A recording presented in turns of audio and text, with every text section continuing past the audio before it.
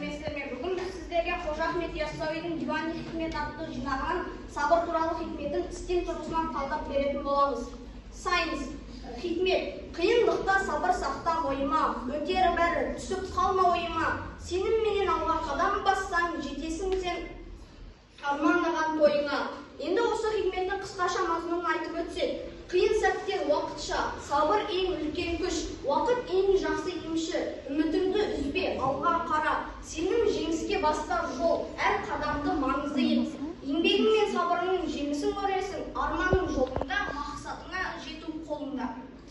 Осы хикметтің технологиясы қате жүйедегі уақытша ақау, жүйенің тұрақтылығы, технология үздіксіз даму және мақсатқа бағыттаған жүйе. Бұл хикмет технология тілімен айтқанда күнделік уақытша қате, сабыр тұрақтылық, сенім қозғалтқыш және арман соңғы мақсат. Сабыр сақта, сеніммен алға жүр, арманыңа жетесің. Осы хикметтің инженериясы Яссауи хикметі бойынша модель, қарапайым схема түрінде.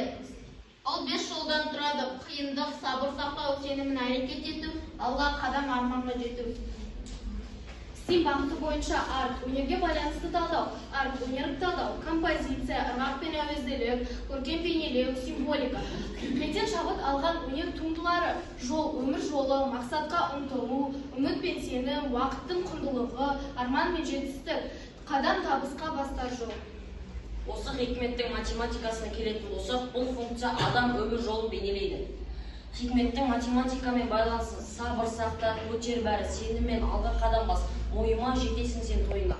Математика өмірдің өрлеуі мен төмендеуіндегі бағдаршам, табанды еңбек пен бүгінгі нәтиженің кепілі. Сабыр кез келген қиындықты жеңудің кілті. Сабыр сақтаған адам ғана мақсатына жетер.